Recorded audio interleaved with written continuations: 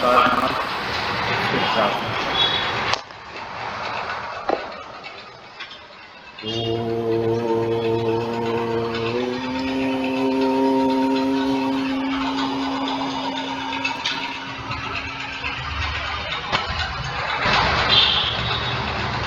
वक्रतुंड महाकाय सूर्यकोटि समप्रभ निर्विघ्नं कुरु मे देव सर्वकार्येषु सर्वदा।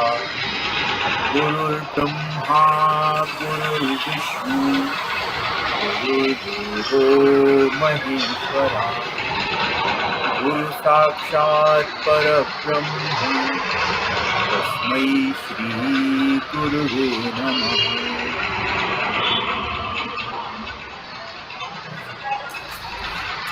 फिर से सभी का स्वागत है आज के इस सत्संग के चौथे या पांचवें सेशन में। जो भी है संख्याओं से कोई खास फर्क नहीं पड़ता। और पिछले सेशन में हमने एक बहुत महत्वपूर्ण कंसेप्ट के बारे में जानकारी ली थी, जिसको हमने कहा था स्थित प्रज्ञ। तो उसको थोड़ा सा हम लोग आज फिर से रिकैप करेंगे, जिससे कि आगे जो सेशन, जो आगे की जो जानकारियां हैं वो उससे प्रॉपरली जुड़ सकें स्थित प्रज्ञ के बारे में। इसलिए उसमें हमने ये देखा था कि अर्जुन को श्री कृष्ण जी समझा रहे हैं, पर उसका मोह दूर नहीं होता। तब वो उसे कहते कि जब तुम्हारी बुद्धि स्थिर हो जाएगी, और स्थिर कब होगी? जब तुम मोह के दलदल से बाहर आ जाओगे। तो यहाँ मोह कलिलम शब्द का प्रयोग किया, मोह रूपी दलदल से, क्योंकि मोह रूपी दलदल की तो यही विशेषता होती है कि अगर ज़्यादा प्रयास किया जाता है उतना ही व्यक्ति उसके अंदर धंसता चला जाता है, किसी बाह्य प्रयास के बिना वो बचता नहीं है। तो वो कहते कि इससे जब तुम बाहर आ जाओगे तब तुम्हारी बुद्धि स्थिर हो जाएगी, तुम ईश्वर के पारायण हो जाओगे। यहाँ पर अब फिर उसके मन में प्रश्न आते हैं अर्जुन के मन में, और यहाँ वो अब स्थित प्रज्ञ के विषय में पूछता है कि स्थित प्रज्ञ के क्या लक्षण होते हैं, वो कैसे बोलता है, कैसे चलता है, कैसे बैठता है। ऐसे बड़े सामान्य से प्रश्न जितने आएंगे उस तरह के प्रश्न इसके मन में आते हैं। तो इसमें इसकी उत्सुकता झलकती है। एक तो ये कि जब प्रज्ञा यानी बुद्धि स्थिर हो जाती है, स्टेबल हो जाती है, उस समय क्या बदलाव आते हैं शारीरिक स्तर को। अभी वो छोड़ नहीं पा रहा है, उस स्तर से ऊपर नहीं उठ पा रहा है, तो वो एक तो ये भी पूछता है कि उसके शारीरिक लक्षण क्या हो जाते हैं, कैसे बोलता है, कैसे चलता है। और दूसरा ये भी कि उसको एक ये मान्य से जैसे कि क्यूरियोसिटी सबके अंदर होती है ना, कि अगर मैं ऐसा हो जाऊँ तो मैं क्या करूँगा। ये भी एक उसकी कि अगर मैं स्थित हो गया तो मैं कैसे बोलूँगा, मैं कैसे चलूँगा, कैसे बैठूँगा। इस तरह के प्रश्न को करते हैं।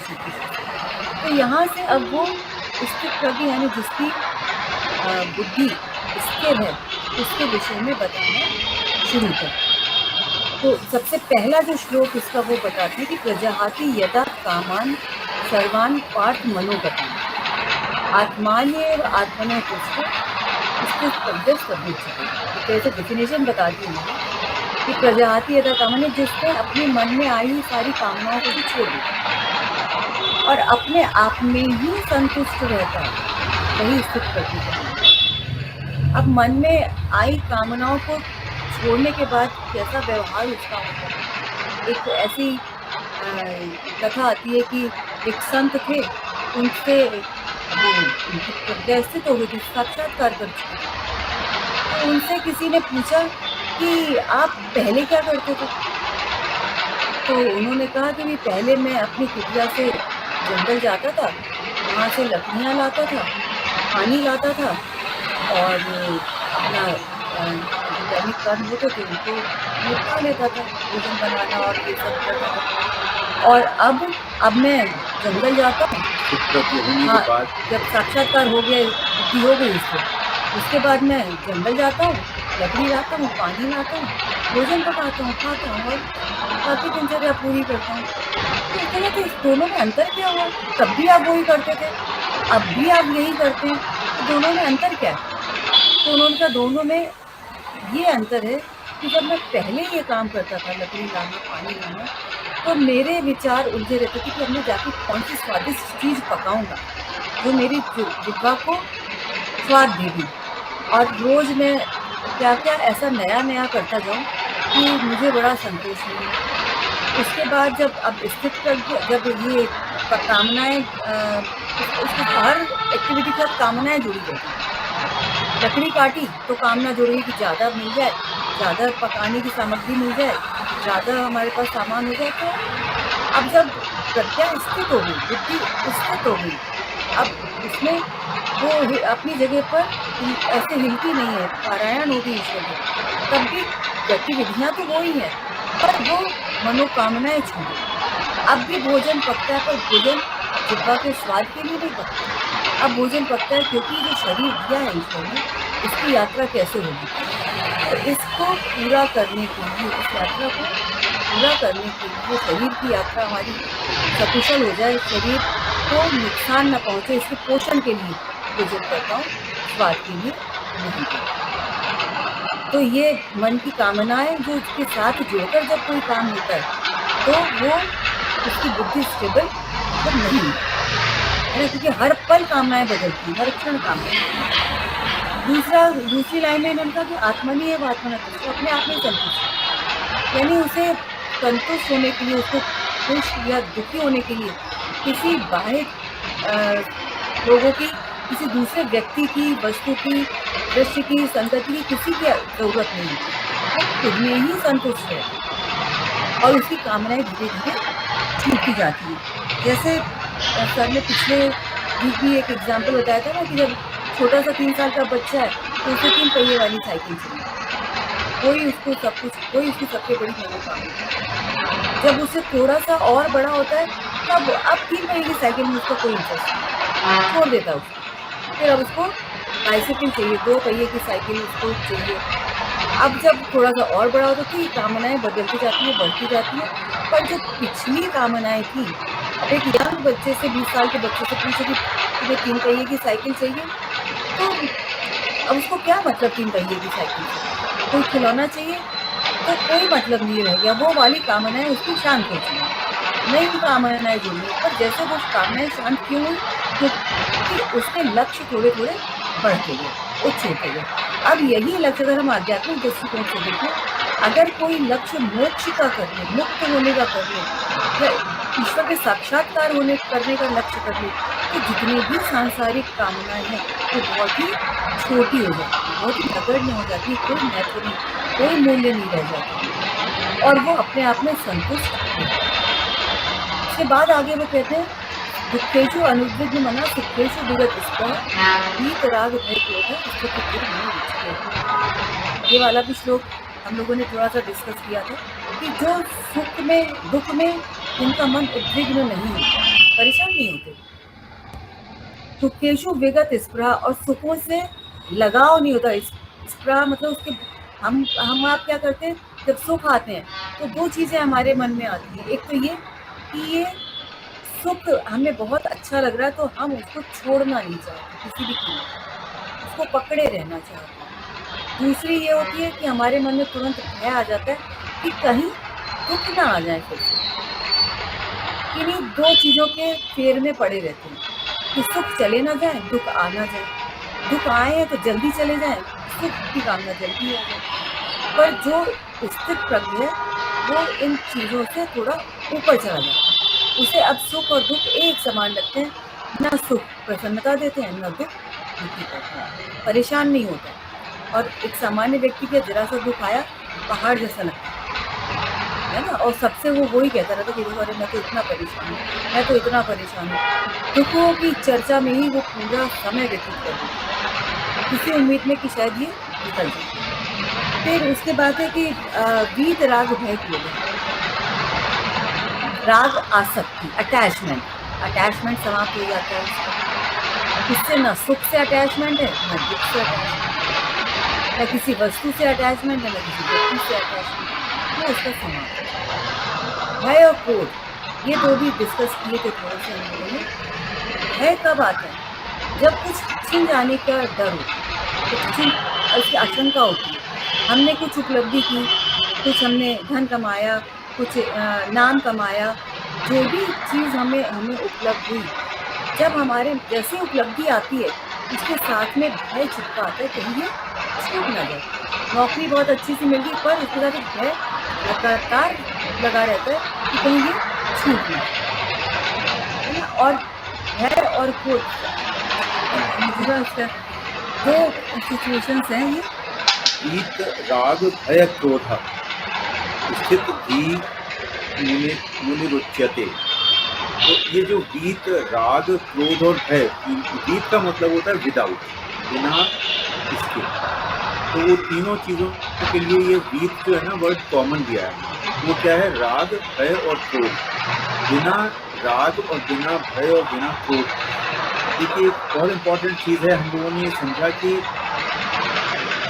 एक बार वो पुराना जो कर्म योग वाला हमने समझा था, उसमें क्या था कि जो भी हम कर्म करते हैं उसके पीछे हमारी कोई ना कोई कामना हो, जो हम लोग वर्ल्डली काम करते हैं, जो सांसारिक से जो भी काम करते हैं, उसको अगर हमें छोड़ना है तो अभी जैसे मैडम ने बताया कि जो हमारी कामनाएं हैं वो कैसे छूटेंगी, उससे ऊंची कामना करनी पड़ेगी, यानी मोक्ष की कामना। अब सपोज आपको कोई कामना हुई, देखिए ये इम्पोर्टेंट चीज़ है, हमारी प्रैक्टिकल लाइफ से जुड़ी हुई चीज़।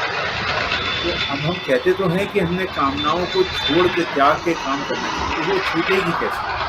वो एक इम्पॉर्टेंट चीज़ है कि उसका प्रैक्टिकल उपाय क्या है। वो ये है कि जैसे ही कोई कामना हो, कोई डिज़ायर हो कि मुझे कुछ करना है, तो जैसे ही डिज़ायर है और उसके लिए अगर आप आगे बढ़ेंगे उसको करने के लिए, तो फिर आप कर्म के लिए प्रेरित होंगे, आपको कोई कर्म करना है।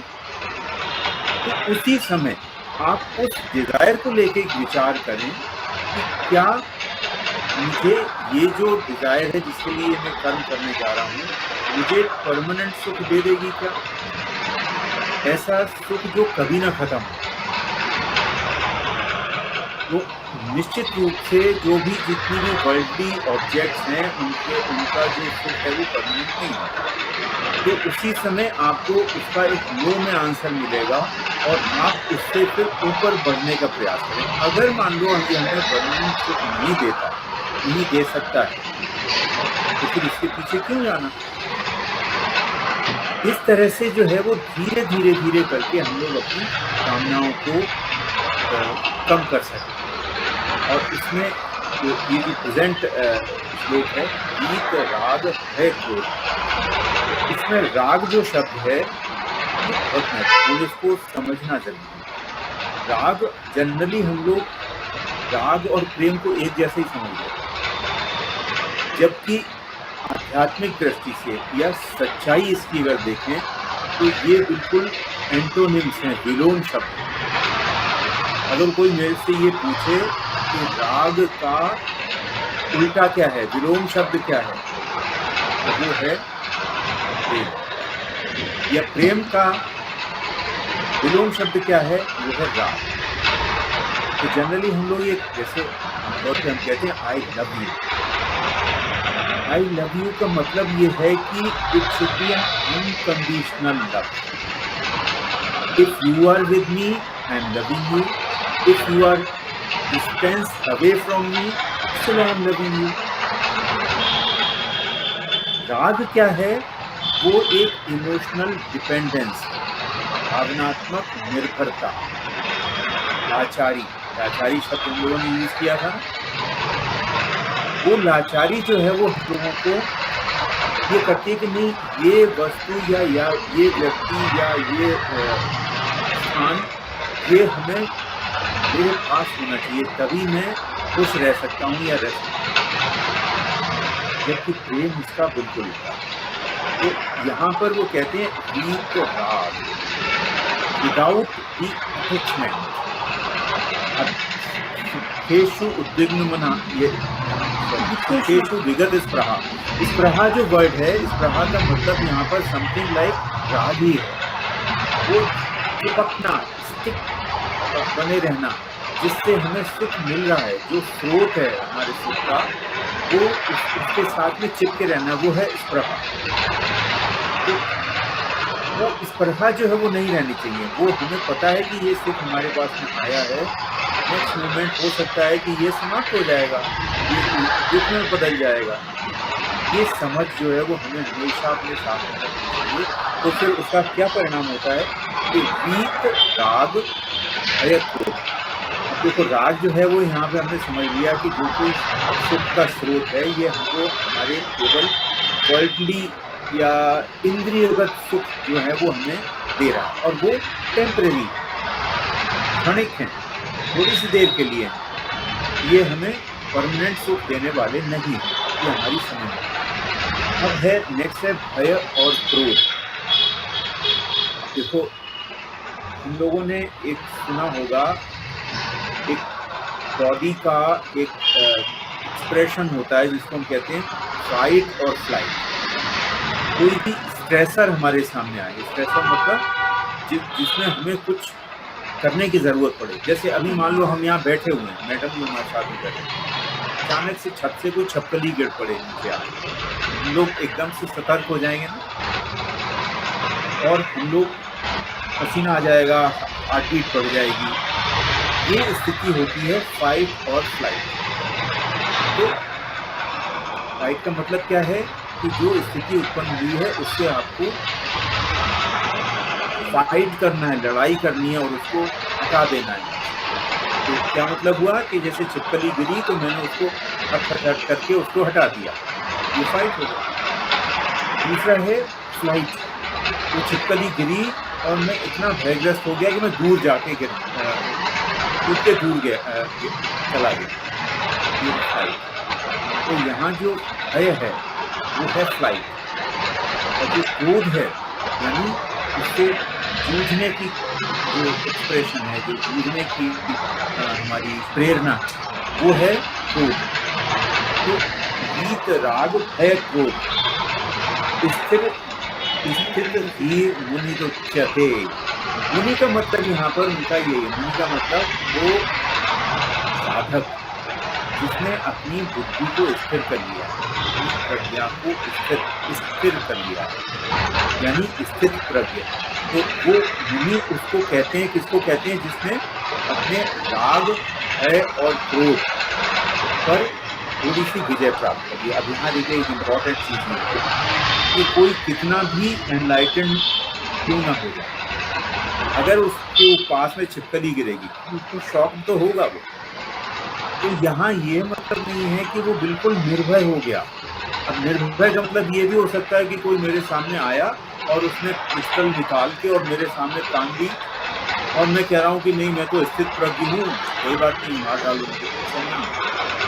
मैं भले ही स्थित प्रज्ञ हूँ, पर मैं ट्राई करूँगा कि उससे दूर जाने की, उससे बचने की ये जो स्थिति है, क्योंकि जो हमारा धर्म है, ये जो फिजिकल बॉडी है इसको प्रोटेक्ट करना हमारा धर्म है। क्योंकि ये जो भौतिक शरीर है ये ब्रह्मांड का एक हिस्सा है, हम उसको अपना अहंकार के कारण समझते हैं, और ये हमारा धर्म है कि उसके लिए पूरा प्रोटेक्शन। जब उसको नरिशमेंट चाहिए तब उसको नरिशमेंट दें, जब उसको जो चाहिए वो दें, और उसको सारे खतरों से भी बचाएं। तो ये जो है। अच्छा, दूसरा है यहाँ पर क्रोध। देखो, क्रोध का एक बड़ी अच्छी एग्जाम्पल है कि सपोज मैं एक 2-2.5 साल 3 साल के बच्चे को जो बोलना सीख गया है उसके साथ में कुछ खेल रहा हूँ, उसको बता रहा हूँ, और सपोज वो किसी भी कारण से उस बच्चे ने मेरे से कहा तुम बेवकूफ हो, मूर्ख हो, तो मेरी स्थिति क्या होगी? अगर मैं समझदार हूँ, मुझे पता है कि एक दूसरे का बच्चा समझता नहीं है, तो मुझे उसको क्रोध नहीं आएगा। कुछ लोगों को आ भी सकता है, कल्पना करिए, कुछ लोग ऐसे हो सकते हैं कि उसकी इस रिएक्शन से उनको क्रोध आ जाए। ऐसे लोगों को हम ये मान के चलें कि उनको अभी साधना काफ़ी करनी है। तो लेवल उनका बहुत कम है अभी। उनकी जो प्रज्ञा है वो स्थिर नहीं हो पाई है ना? और कुछ लोगों को नहीं आएगा। अब इसको थोड़ा-सा और नेक्स्ट लेवल पे देखते हैं कि जो 3 साल का बच्चा है, जो स्थिर प्रज्ञ है, जो बुद्धि उसकी स्थिर हो गई, वो समझ गया था। तो उसको पता है कि ये 3 साल का बच्चा है, बड़े उसका एक मासूम सा है, उसने कुछ समझ में आया तो उसने मुझे अपमानित कर दिया। उसका इंटेंशन नहीं है, वैसे ही कुछ हो गया। अब सपोज़ वो कोई 30 साल का बच्चा मतलब उसकी मानसिक स्थिति लगभग वैसी ही है। अगर वो हमको करता है तो क्या होगी स्थिति? तो उसमें भी यही है कि जो स्थित प्रज्ञ है वो उसका भी क्रोध नहीं है। वो उसको समझ आएगा कि हाँ इसकी जो स्थिति है वो कैसी है, जो मानसिक स्थिति है वो क्या है। 3 साल के बराबर ही हो सकता है उसकी बुद्धि चल रही हो और उसने कुछ अपमानित कर दिया या किसी भी कारण से हमको क्रोध के लिए प्रेरित किया और हम उस क्रोध से बच गए, नहीं आया मुझे क्रोध। वो स्थित प्रज्ञ की निशानी। और अगर आ गया तो समझ लीजिए कि आपकी बुद्धि अभी स्थिर नहीं है। ऐसे ही कोई मान लीजिए बहुत इंटेलिजेंट व्यक्ति भी अगर ऐसे करता है, वो भी हमारे साथ ही वही है। तो क्रोध और भय ये जो है ये जाते नहीं, पर इन पर आपका काफ़ी कुछ कंट्रोल आ जाता है, संयम आ जाता है। ये स्थित प्रज्ञ व्यक्ति की निशानी है। और लास्ट वीक क्रोध पर एक थोड़ी सी ये भी बात है, शायद इस वीक में आप में से किसी ने ट्राई किया हो कि क्रोध पर नियंत्रण असंभव नहीं है, सिर्फ प्रभु कर सकता है, तो उसमें भी ऐसी धीरे धीरे प्रयास करके किए। तो वो प्रयास हम क्यों ना करें, क्योंकि हम जानते हैं कि ये जो क्रोध है हमारा बहुत बड़ा शत्रु है। तो क्रोध में लिए गए निर्णय हमेशा गलत है। तो इसको हमें हमेशा क्या करना कोशिश करनी चाहिए, इसको अपने आप से दूर करना चाहिए। इसका एक उपाय तो मैंने ये बताया था कि जब भी क्रोध आए तो उसमें अपने आप को शाबाशी ना दें। देखो किसी के कहने से और हमें इसलिए गुस्सा आ गया कि किसी दूसरे ने हमसे ऐसा कहा, यानी आपने अपनी चाबी दूसरे को देगी, वो आपको जब चाहे तक क्रोध करेगा। तो जब भी क्रोध आए तो थोड़ा सा ऑब्जर्व करने की जरूरत है कि ये क्रोध के बिना भी क्या काम चल सकता है। क्रोध आया तो हमेशा तो रहेगा नहीं, शांत रहेगा, वो भूत के उफान की तरह आता है, शांत रहेगा। जब शांत हो जाए तो ये जरूर अपना आत्मावलोकन करें कि क्या यहाँ वो इतना ज़रूरी था। और अगर आपको आंसर मिले कि नहीं बिना क्रोध के भी काम चल सकता था, तो उसको जस्टिफाई ना करें। बजाय जस्टिफाई करने के आप गिल्ट फील करें, बस और उसको वहीं छोड़ दें, ज़्यादा उसमें डूबना नहीं है। नेक्स्ट टाइम जब ऐसा हो तो बार बार आप ये क्षमता विकसित होने लगेगी। आप पाएंगे कि धीरे धीरे ये जो नंबर है बार बार गुस्सा होने वाला, बार बार चिढ़ जाने वाला, कि धीरे धीरे अपने आप कम होता रहेगा। उद्देश्य है कि ये क्रोध हमारा बहुत बड़ा शत्रु है। क्रोध बार बार आएगा तो शत्रु उनको जीत है, ऐसा भाव है। तो इतना हम भगवद गीता से क्या सीख सकते हैं? तो ये एक बहुत, और ये हमारी अपनी फिजिकल और मेंटल हेल्थ दोनों के लिए, क्योंकि जब गुस्सा आता है तो फिजिकल चेंजेस भी बहुत होते हैं ना, हार्ट बीट बढ़ता है और एकदम शरीर का तापमान बढ़ जाता है, ब्लड प्रेशर बढ़ जाता है, शुगर लेवल बढ़ जाता है। तो ये सारे परिवर्तन शरीर में आते हैं और मन इतना विचलित हो जाता है कि बहुत कर दी। तो अल्टीमेटली नुकसान तो हमारे ही है, जिस पर हमने क्रोध किया। कई बार तो पता तक नहीं होता कि हम इससे नाराज हैं और हम अपना नुकसान करते जाते हैं। तो क्यों ना इसका इलाज हम खुद ही करें। तो ये बहुत छोटे छोटे से बेबी स्टेप अगर हम लेने लगे तो निश्चित खत्म तो नहीं कर सकते, क्योंकि जैसे मैंने कहा दुर्वासा ऋषि तो इतने बड़े तपस्वी थे, पर उन्हें बहुत जल्दी गुस्सा आता था, वो तो श्राप दे देते थे। या परशुराम श्री राम के ऊपर फरसा उठा के दौड़े थे, क्योंकि वो तो इतने, उनको भी कंट्रोल नहीं था। पर मैं कहती हूँ कि अगर 10 में से एक बार भी हमने कंट्रोल किया तो अपने को किसी बड़े साधक या ऋषि मुनि से कम नहीं समझना चाहिए। खुद अपने ऊपर शाबाशी देने और आगे फिर प्रयास करने के लिए। यहाँ इसके एक सेंटेंस और इम्पोर्टेंट है कि ये जो राग, भय और क्रोध ये हमारे मन में होते हैं, बुद्धि में नहीं। ये इम्पोर्टेंट चीज़ है हमेशा समझने की। अगर कोई ऐसा इमोशन हावी हो रहा है तो तुरंत समझ लें कि ये हमारे मन के वेरिएशन है, मॉडिफिकेशन। बुद्धि जो है वो स्थित कब होगी, स्थित प्रज्ञ कब होगा, वो जब उसका मन उसके वश में आ जाएगा। जब वो चाहेगा तब वो क्रोध कर सकेगा, जब वो चाहेगा तब भयग्रस्त हो सकेगा, जब वो चाहेगा तब राग का प्रदर्शन कर सकेगा।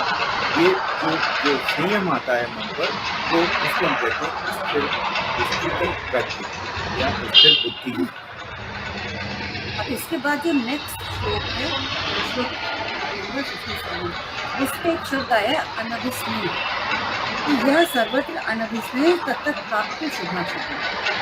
कि ये जो इससे प्रति कैसे अनभिस्नेह, स्नेह शब्द जो है इसके दो मीनिंग हैं। एक तो इसमें हम जानते हैं कि भी जैसे हम अपने बच्चों को बहुत स्नेह करते हैं, बहुत प्यार करते हैं, और दूसरा स्नेह का मतलब होता है कि जैसे आपने उसमें हरदेव को कहा था भोजन करता कि स्निग्ध होना चाहिए, उसमें चिकनापन होता है, वो भी स्नेही कहलाता है। तो ये जो इससे प्रज्ञा ये अनभिस्नेह है, यानी इसमें ये स्टिकीनेस नहीं है। वो ऐसा नहीं है कि जो भी कुछ मिला, जो सामान्य जन तो दुख से भी चिपक जाते हैं, सुख से भी चिपक जाते हैं। दुख चला जाता है पर उसको छोड़ते नहीं, सुख आता है उसे भी नहीं छोड़ना चाहते। पर जो स्थित प्रज्ञा इसमें ये ऐसा उसके साथ चिपक नहीं जाता, इससे थोड़े बराबर वो दूरी बनाए रखता है। इसीलिए जब भी सुख दुख आते ना अभिनंदन की ना द्वेष, ना तो वो उसका अभिनंदन करता है और ना ही उससे द्वेष। इसकी जो बुद्धि उसकी तस्य प्रज्ञा प्रतिष्ठा, ऐसे ही साधक की प्रज्ञा यानी बुद्धि प्रतिष्ठित हो जाती है, स्थिर हो जाती है। जो ना तो अभिनंदन करे, यानी इतना खुश हो जाए सुख में तो दुख उसको छोटा सा दुख भी बहुत परेशान है, तो वो ना तो अभिनंदन करता है और ना ही द्वेष रखता है।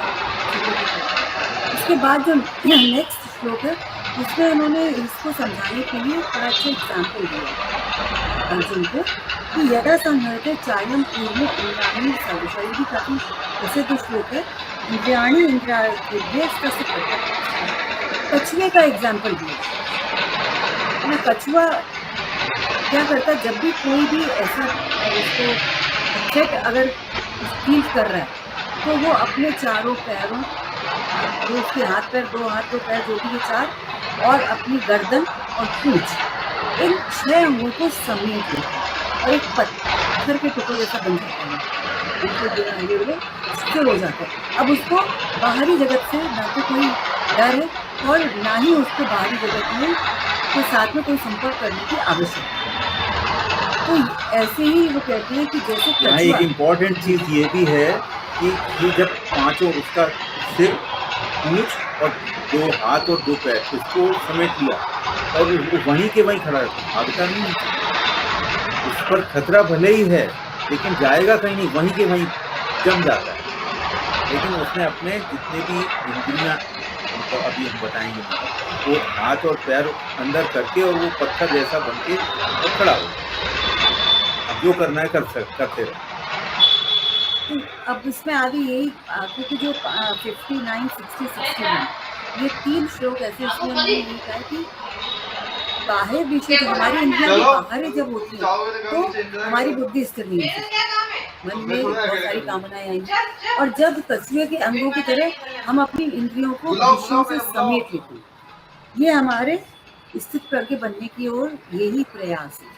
तो जो भी साधक ये प्रयास करता है अपनी बुद्धि को स्थिर करने की, देखो मन और बुद्धि में कंफ्यूज नहीं होना, मन अलग है, बुद्धि अलग है। यहाँ साधक बुद्धि को स्थिर करने का प्रयास करता है, पर होता क्या है शुरू में कि कोशिश तो करता है, इंद्रियों को तो समेट लिया, पर उनके प्रति जो आसक्ति थी, उनसे जो रसानुभूति वो ले चुका है पहले, जब उसने इंद्रियों को समेटा नहीं था, जो आनंद लिया था अपनी इंद्रियों के माध्यम से जगत के विषयों का, उस आनंद को वो, उसकी स्मृति हमेशा उसके मन में बनी रहती है, उनसे आसक्ति नहीं छूट पाती है। इंद्रियों का तो निग्रह हो गया, एक स्टेप तो पूरा हो गया, पर उससे जो लगाव हो गया वो नहीं छूटता है।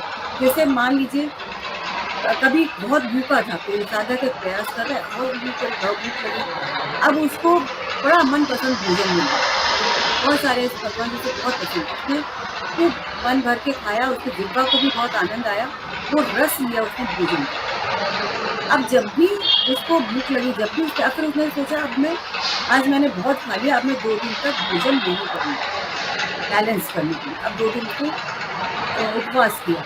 अब पर पूरे 2 दिन उपवास के दौरान लगातार चिंतन क्या चलता रहा, कल कितना बढ़िया भोजन मिला था, मुझसे परसों कितना अच्छा भोजन मिला था कि मज़ा आ गया। वो उससे विलग नहीं हो पा रहा है, उससे अलग हो ही नहीं पा रहा है, उसको वो छोड़ नहीं पा रहा है। तो उन्होंने वो इसके प्रति के मार्ग में ये रसानुभूति का स्मरण करते रहना, ये बहुत बड़ी बात है। जैसे एक ऐसी कथा थी, एक संत के बड़े, अब वो अपने शिष्यों के साथ में कहीं नगर में जाते हैं भ्रमण के लिए। तो एक गृहस्थ था, उसने उनको भोजन के लिए आमंत्रित किया, तो उसके घर भोजन के लिए जाते हैं, बहुत स्वादिष्ट भोजन वो परोसा जाता है, वो खाते हैं, एक रसगुल्ला सबको मिला था उसमें, वो उस रसगुल्ले का भी आनंद लेते हैं और उसकी तारीफ करते हैं कि ये बहुत अच्छा बना है। फिर वो गृह स्वामी जो है वो और रसगुल्ले लेकर आता है कि आप स्वामी जी आप ये और ग्रहण करें। तो कहता नहीं, मुझे एक बार जितना भोजन किया था मैं तृप्त हो जाता हूँ, मुझे और भोजन की आवश्यकता नहीं है। अब जो शिष्य उसके वो देख रहा है कि ये तो रसगुल्ले की भोजन की तारीफ कर रहे हैं, तो बाहर जब निकलते हैं तो वो कहता है गुरु जी आप तो सन्यासी हैं, सन्यासियों को तो किसी चीज़ में रस नहीं आना चाहिए, पर आपने तो उस मिष्ठान की इतनी तारीफ कर दी, तो आप कैसे सन्यासी, आपका क्या उससे लगाव छूटा नहीं?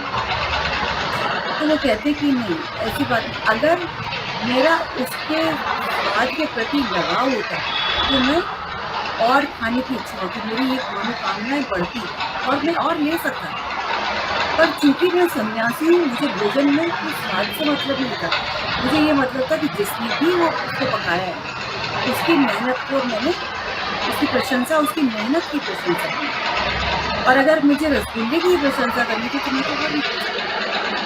तो ये जो अटैचमेंट, हाँ, ये अटैचमेंट है, इससे जुड़े रहना और उसको छोड़ ना पाना। और हम सबके साथ अक्सर ही होता है, कुछ भी हो, चाहे अच्छा हो चाहे बुरा हो, कुछ भी प्रोजेक्ट या हम फेल्योर रहें या हम सक्सेसफुल रहें, दोनों ही परिस्थितियाँ हमें भुलाए नहीं देती। और जब तक हम ये भूलें नहीं कि हम सफल रहे थे कि असफल, तब तक वो हमें परेशान करते। तो वो चीज़ उनको छोड़ना भी बहुत ज़रूरी है। ऐसे 1-2 ब्रह्मचारी थे, शिष्य थे किसी गुरु के, और वो दोनों ब्रह्मचारी एक नदी के किनारे किनारे जा रहे थे। तब तक क्या हुआ कि एक कोई महिला पानी में नदी में डूब रही थी और उसने जोर से चिल्लाना शुरू कर दिया कि कोई मुझे बचा लो, कोई मुझे बचा लो, नहीं तो मैं इस पानी में डूब जाऊंगी।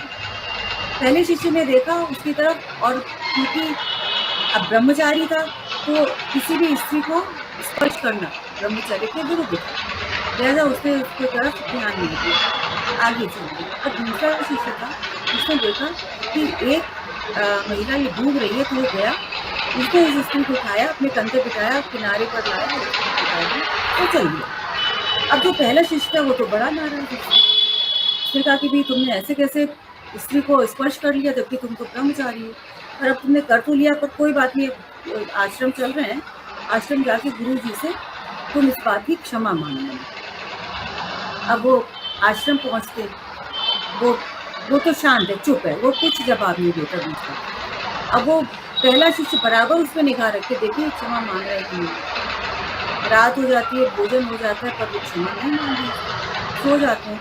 दूसरे दिन सुबह उठते हैं तो वो दूसरा जो पहला शिष्य था वो बड़ा बेचैन कि इसे रात भर पूरी निकाल दी पर क्षमा ही नहीं मांग रहे थे। वो गुरु जी के पास गया और उसने सारी बात बता दी कि ऐसा है, इसने अपने ब्रह्मचर्य जो पालन का था व्रत उसको भंग कर दिया, और ऐसे ऐसे स्त्री को कंधे पे बिठा के उसने किनारे छोड़ दिया। अब गुरु जी ने मुस्कुरा के कहा कि ऐसा है कि उसने तो उस स्त्री को कंधे पे बिठाया और छोड़ दिया, पर तुम कल से उसको कंधे से पर बिठाए चल रहे हो, तुम कब छोड़, तुम तो उसको भुला ही नहीं पा रहे।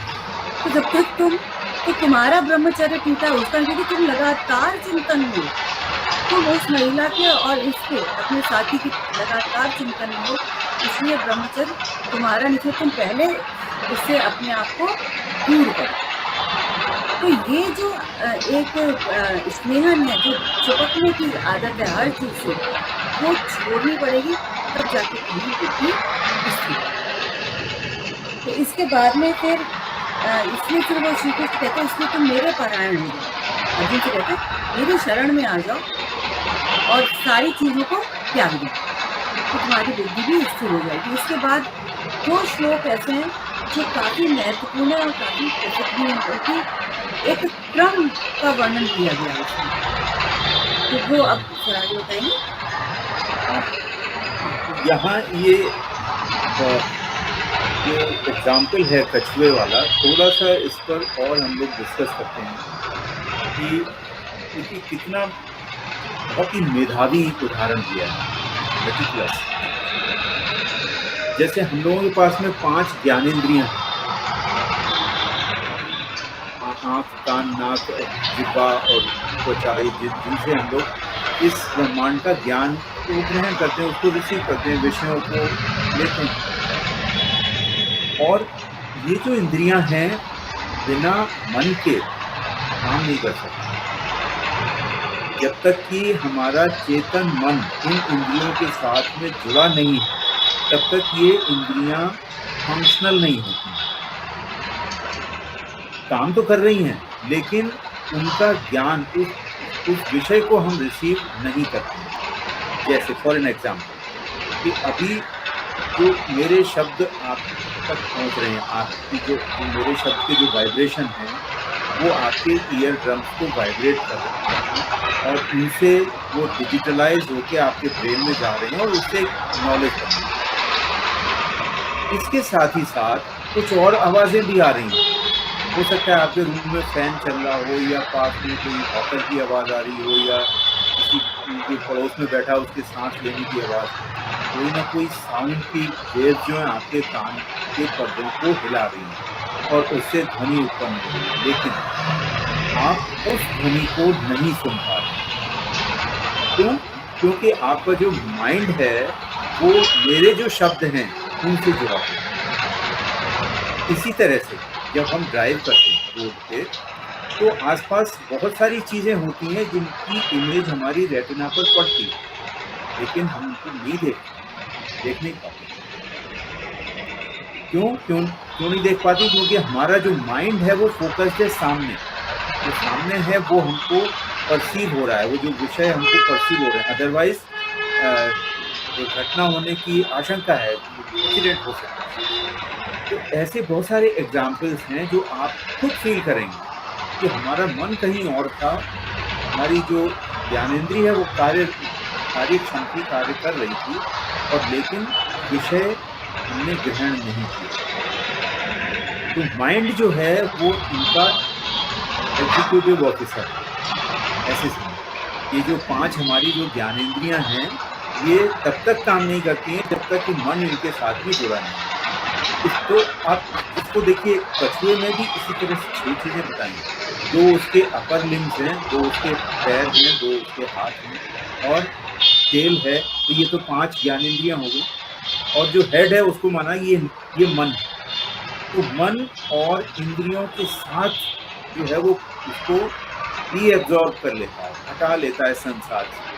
तो ऐसे ही उन्होंने कहा है कि जो प्रज्ञा प्रतिष्ठित व्यक्ति वो अपनी इंद्रियों को मन के साथ इस ब्रह्मांड से डिस्कनेक्ट कर लेता है। ऐसी क्षमता जिसमें आ जाती है, वो उन्होंने कहा है कि वो प्रज्ञा प्रतिष्ठित।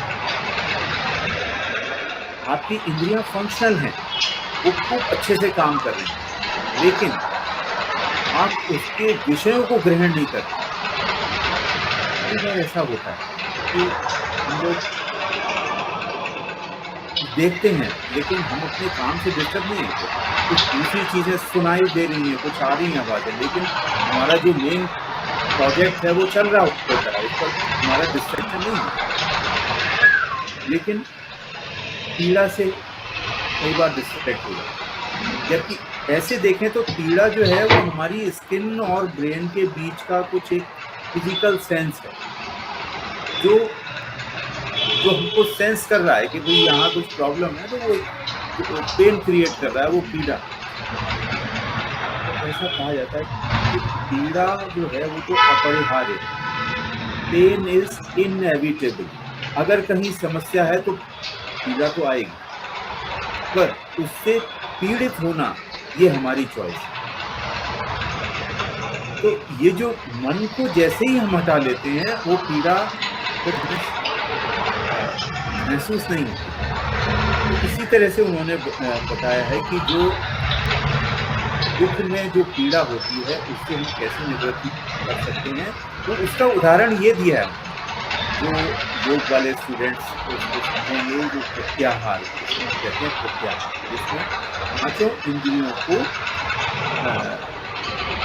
अंतर्मुखी कर लिया जाता है। ऐसे जनरली जो हमारे सेंस ऑर्गन्स हैं ये बने हैं बाहर की चीज़ों को एब्जॉर्ब करने के लिए, बाहर जो वर्ल्डली ऑब्जेक्ट्स हैं उनको फील करने के लिए, उनका अनुभव करने के लिए, उनका भोग करने के लिए।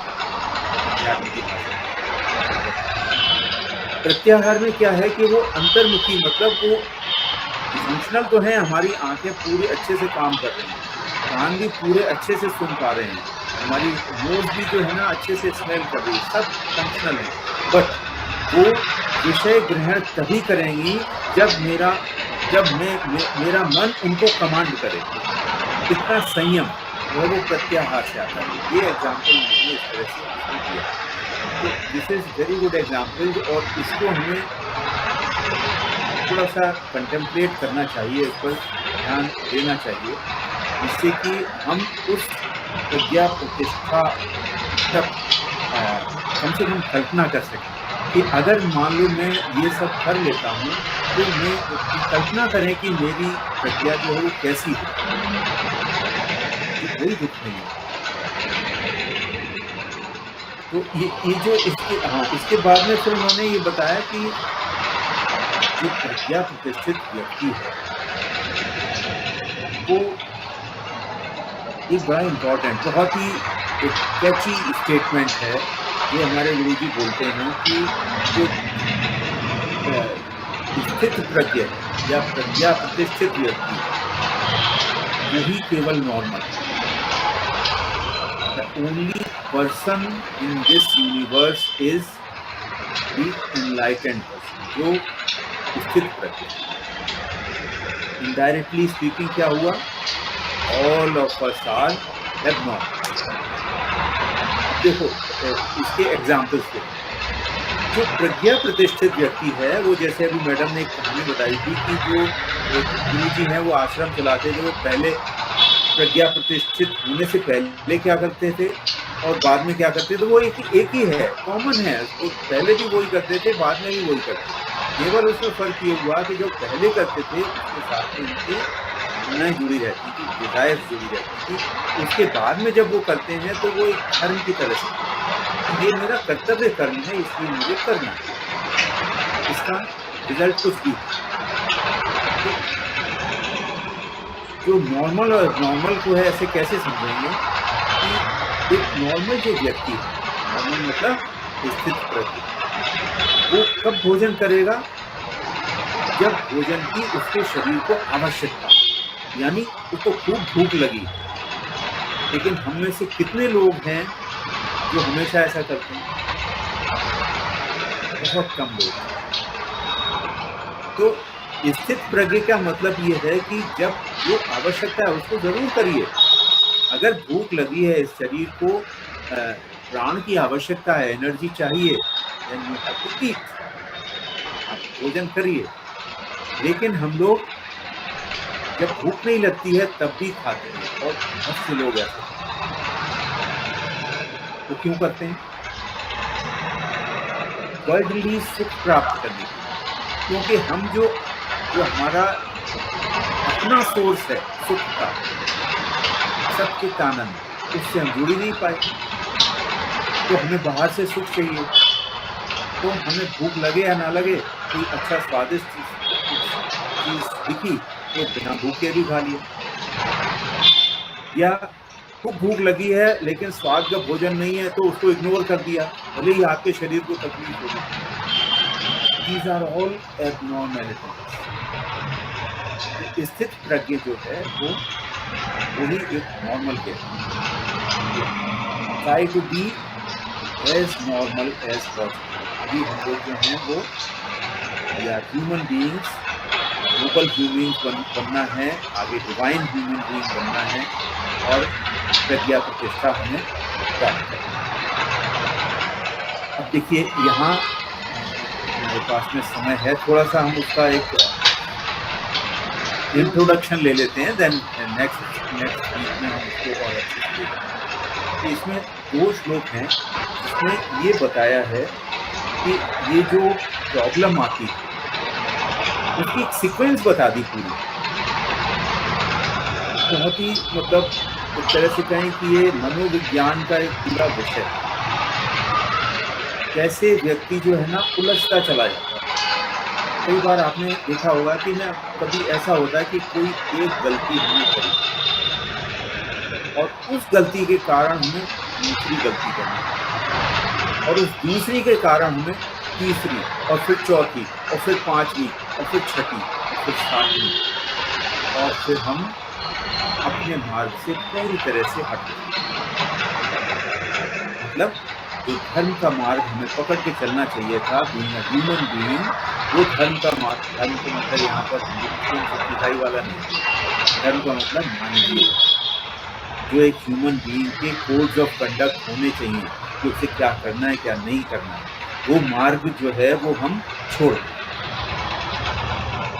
तो ये जो सीक्वेंस है ये बड़ी इंटरेस्टिंग है और होल लॉट ऑफ साइकोलॉजी है, पूरा मनोविज्ञान इसमें भी सुनाया। तो वो श्लोक इस तरह से ध्यायतो विषयान पुंसः संगस्तेषूपजायते संगात् संजयते कामः कामः क्रोधोऽभिजायते क्रोधात् भवति सम्मोहः सम्मोहात् स्मृतिभ्रमः स्मृतिविभ्रमः स्मृतिभ्रंशात् बुद्धिनाशो बुद्धिनाशात् प्रणश्यति। तो यहाँ शुरुआत कहाँ से होती है? ध्यायतो विषयान पुंसः, पुंसः का मतलब एनी ह्यूमन बीइंग। जब वो किसी विषय, अभी हम लोगों ने क्या डिस्कस किया, जो हमारे सेंस ऑर्गन्स हैं ये क्वाइटली सब्जेक्ट्स को ऑब्जेक्ट्स को ग्रहण करते हैं तो उसमें आनंद लेते हैं। और अगर थोड़ा सा उसके ऊपर उठ के देखें तो हम ये समझ जाते हैं कि ये आनंद नहीं है, लेकिन फिर भी हम लेते हैं, उनका आनंद लेते हैं। हाँ भाई चलो आज ये अच्छी वाली मूवी लगी है उसको देख के आते हैं, या आज कोई बहुत अच्छा प्रोग्राम हो रहा है उसको सुन के आते हैं। ये सब जो है ना ये हमारे सेंस ऑर्गन्स के विषय में जिनको हम देंगे। ध्यायतो विषयान पुंसः, जब व्यक्ति किसी विषय पर, ध्यायतो का मतलब यहाँ पर ध्यान लगाना नहीं, अपने मन को वहाँ पर टिका देना, ऐसे समझो। मन जो है ना वो टिक गया है। ऐसे बहुत से एडवर्टीजमेंट देते हैं, हम लोग इसको कहते हैं बड़ा आई कैचिंग एडवर्टीजमेंट, मतलब आंख आपकी टिक गई है, नहीं टिकी, मन टिक गया। एक्चुअली क्या है, हमारा माइंड जो है ना वो फिक्स हो जाता है एक जगह, जो उसको अच्छा लगता है। आंख जो है ना वो तो अपनी जगह ही है, मन इधर उधर जाता है। तो मन जो है वो इस तरह से एक किसी विषय में टिक गया, वो यहाँ पर ध्यायतो का मतलब होता है तो विषयान पुंसः, संगस्तेषूपजायते। संग का यहाँ मतलब है अटैचमेंट, या इसको इसका पर्यायवाची समझे, जिसको अभी हमने कहा था राग। और राग क्या है? ये प्रेम का विलोम शब्द, ऑलवेज रिमेंबर, हमेशा याद है। राग जो है it is not at all good. ऐसा आपने देखा होगा ना कि बहुत सा वो ऐसा आता है कि कोई एक बच्चे हैं वो आपस में लड़का लड़की बहुत प्रेम कर रहे हैं, हर 2 मिनट पे कहते हैं I love you I love you, और साल 2 साल के बाद ही में देखते हैं वो किसी ने उसको एसिड अटैक कर दिया हो, क्या ऐसा संभव है? तो ये क्यों होता है? हम इसको थोड़ा सा यहाँ पर समझना। देखिए, संग अगर समझना है तो हमें प्रॉपरली उसको अंडरस्टैंड करना पड़ेगा कि ये राग वास्तव में है क्या। अगर मान लो मैंने कहा आई लव यू, यू का मतलब कोई ABC, इसका क्या मतलब हुआ इनडायरेक्टली स्पीकिंग कि मैं किसी ए को लव करता हूँ, इनडायरेक्टली स्पीकिंग BCDEZ तक नहीं करता। यही मतलब हुआ इसका। अब इसको थोड़ा सा एनालाइज करो। मैं ए को लव करता हूँ, बी से लेके Z तक नहीं करता। क्यों ऐसा है? क्योंकि मुझे ए से कुछ अपेक्षा, मुझे ऐसा लग रहा है कि ए से मुझे कुछ प्राप्त होगा जो मुझे सुख दे, और BC से मुझे उम्मीद नहीं है। अब सोचो ऐसे डेटा क्यों होते हैं कि जो हमारी अपेक्षा है वो पूरी नहीं हुई। जो मुझे उम्मीदें मैंने लगा रखी थी कि मुझे ए से ये मिलेगा, वो मिलेगा, ऐसे खुश हो जाऊंगा, नहीं मिला। तो फिर वो जो राग है वो क्रोध में बदल गया, और उसमें ऐसे बहुत सारे केसेस होंगे। इसका मतलब क्या है? जो ये अगर हम किसी ने, अगर मैंने ये कहा कि आई love you, it means it is not love. ये प्रेम नहीं है, ये राग है। और उनको सबको ऐसे ऐसे जो बोलते हैं ना, सबको बोल दो कि आई लव यू कहना चाहिए। ये बोलो आई नीड यू, मैं निर्भर हूं तुम्हारे ऊपर, इमोशनली डिपेंडेंट। वो ठीक, इसका मतलब वो ईमानदार। वो उसने बोल दिया भैया तुम्हारे बिना मेरा काम नहीं चलेगा, but I love you that is totally wrong. Love you का मतलब जो व्यक्ति पूरे यूनिवर्स को लव करे, unconditional, without any expectation, without any desire. तो यहाँ जो संग है, संगस्तेषु को जायते, इसका मतलब यही है कि जो किसी विषय पर हमारा मन टिका, कुछ सुनने की हो सकती है, कुछ स्वाद वाली चीज हो सकती है, एनी ऑब्जेक्ट जिसमें हमारा मन अटक गया, तो उससे क्या है, वो लगातार मन जो है ना वही सोच रहा है कि वो जो ऑब्जेक्ट है ना बहुत अच्छा है, वो मुझे इतना कुछ मिलेगा, इतना मजा आएगा, मन ही मन आप उसका आस्वादन करते रहे। तो अल्टीमेटली क्या होगा, उससे आपका राग उत्पन्न होगा। संगस्तेषु को जायते, संग उत्पन्न हो गया, तेषु उपजायते, संग उपज गया। अब उस विषय के प्रति आपका राग हो गया। नाउ यू अंडरस्टैंड, आपको पता है कि राग क्या है। संगात संजायते काम, जब राग उत्पन्न हुआ है तो फिर अब तो मुझे चाहिए ही चाहिए। अब वो जो विषय जहाँ हमारा स्वाद के लिए, जनरली ऐसा बहुत होता है। कोविड के दौरान हमने देखा था इंदौर में नमकीन से खाने वाला बेचना, और